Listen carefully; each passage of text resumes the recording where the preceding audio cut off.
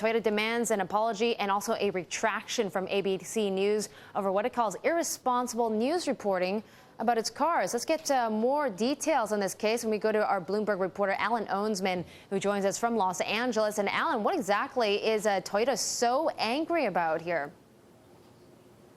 Well, it appears last week they had sent a letter to the head of ABC News complaining about a broadcast that ABC aired on February 22nd, in which ABC had brought on an engineering professor who did a demonstration in a Toyota vehicle that ABC said indicated that, in fact, there did appear to be an electronic error with Toyota vehicles.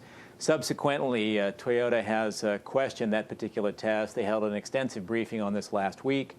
And it turns out also that ABC News' report, they had edited in some items into their report that, in fact, didn't actually take place while the test was being conducted.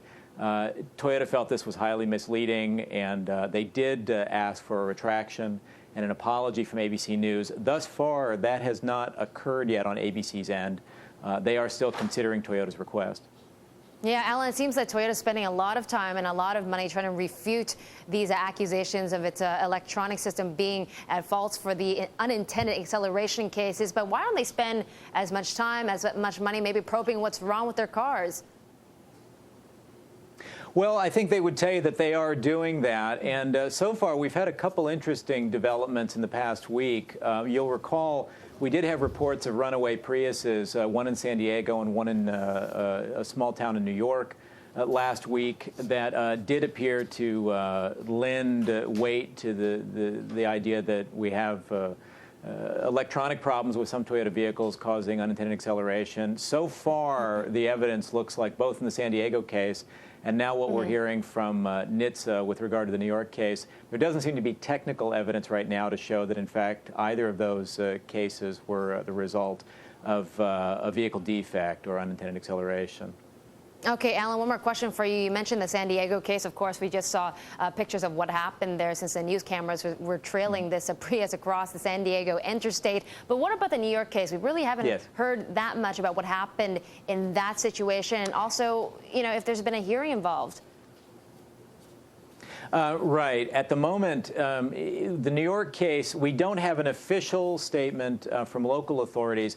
NHTSA sent out a very sort of basic statement earlier today, U.S. time, that said, and a reading of the car's onboard diagnostics showed that the driver of the Prius in New York never actually hit the brake pedal, that she only had hit the accelerator pedal.